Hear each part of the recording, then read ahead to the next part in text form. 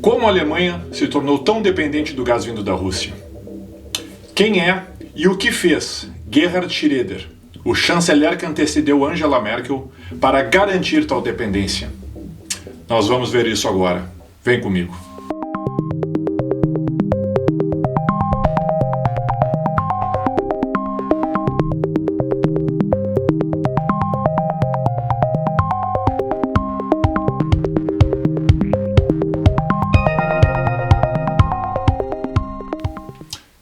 Como a Alemanha se tornou tão dependente do gás vindo da Rússia?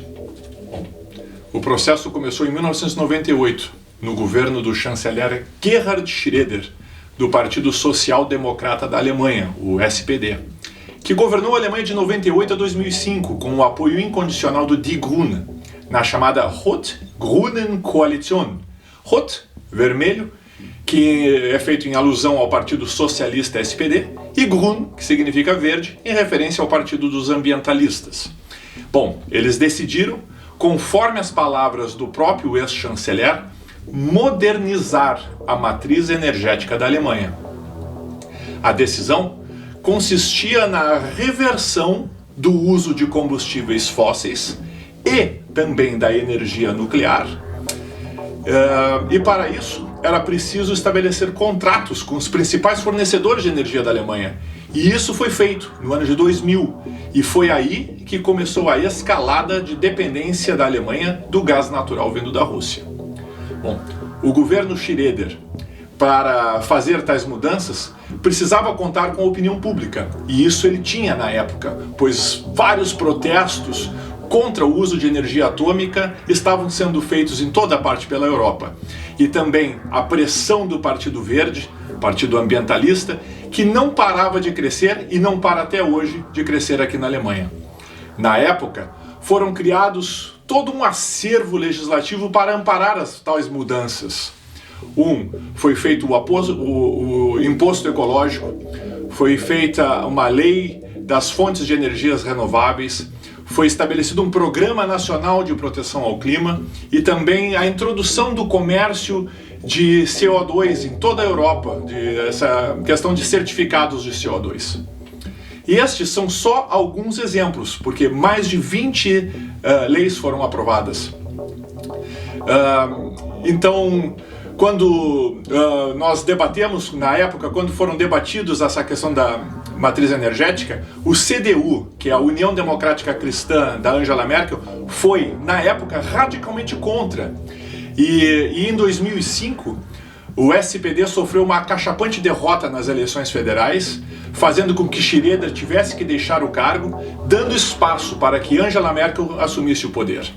No entanto, essa política de nova matriz energética não teve a menor chance de ser revista em nenhum momento pela chanceler Merkel, muito embora dos alertas de perigos da dependência alemã do gás russo, como, por exemplo, em artigos publicados por renomados institutos alemães, como o Instituto de Estudos Globais e de Área, o GIGA, e do Instituto Leibniz de Estudos Globais e Regionais, localizado em Hamburg.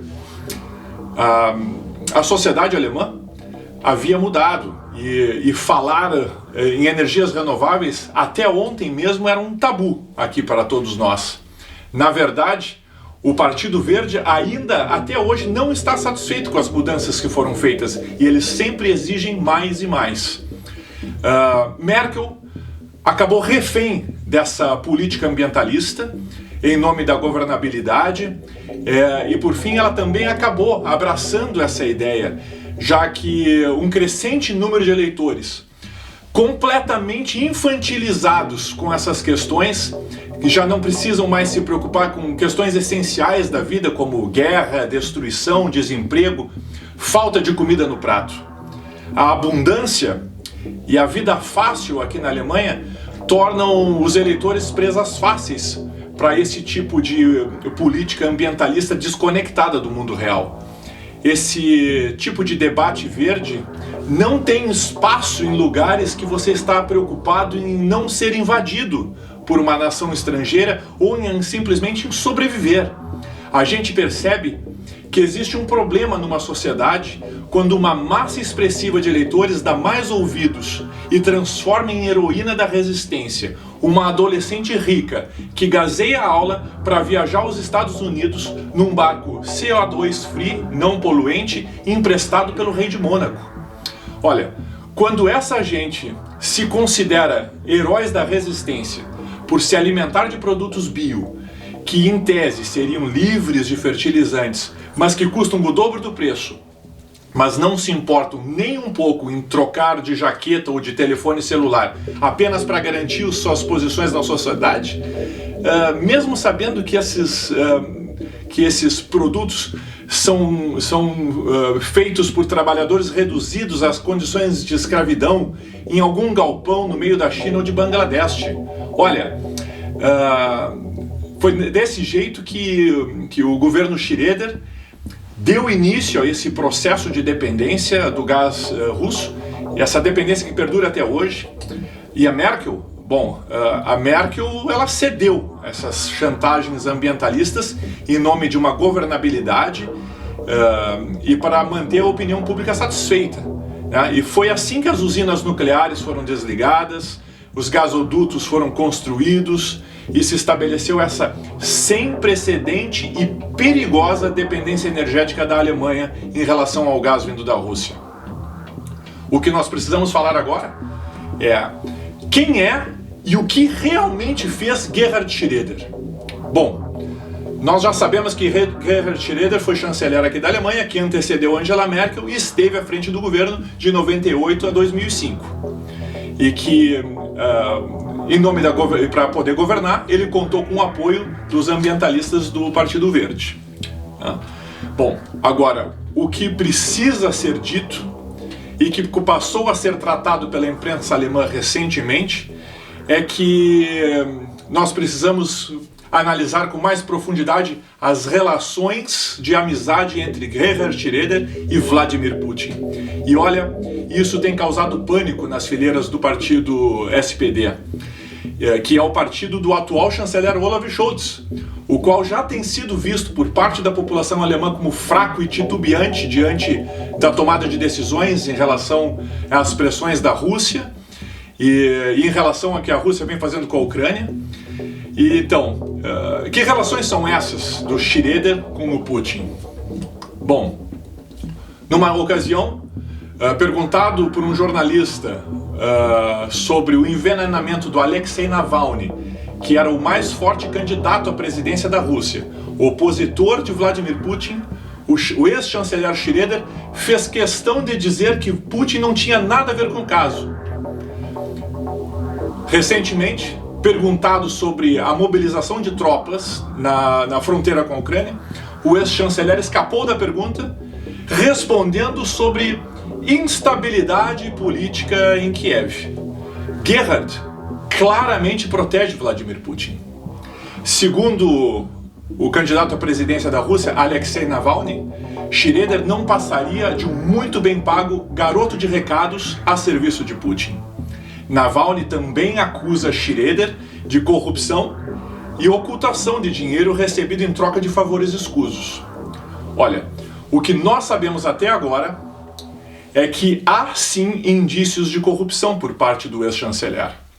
De acordo com declarações do próprio ex-chanceler, ele receberia 600 mil euros por ano para exercer uma função no conselho da empresa Rosneft, onde ele atua atualmente, até hoje, como presidente da diretoria na Nord Stream 2, que é o gasoduto que foi concluído em 2021, vindo da Rússia até a Alemanha, passando por baixo da água, aqui pelo norte, no Mar Báltico, onde passariam aproximadamente 59 bilhões de metros cúbicos de gás natural, sem o pagamento de taxas para a Polônia e para a Ucrânia, o que economizaria algo em torno de, se não me falha a memória, 8 bilhões de euros. Bom, por esse serviço na Nord Stream ele receberia 250 mil euros por ano.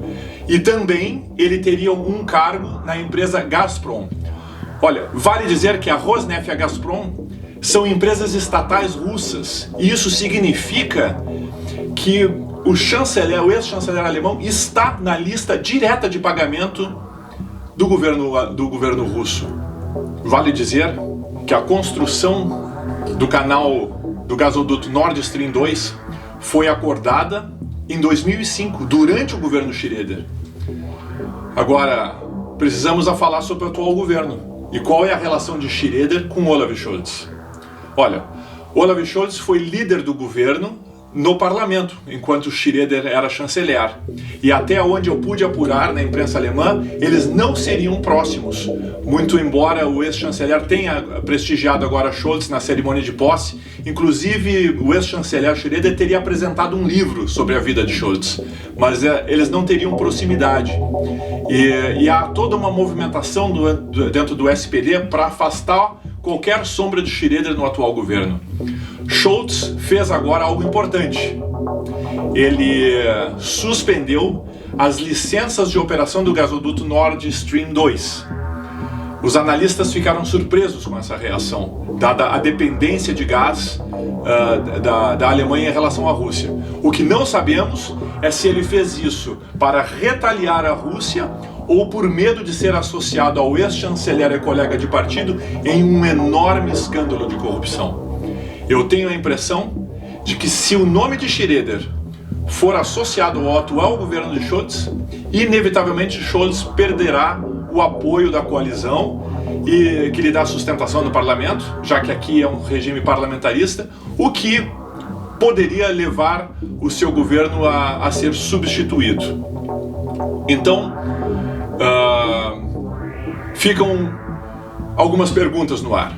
Primeira, quais são os serviços que valem preço de ouro que o ex-chanceler Schröder presta para essas empresas estatais russas?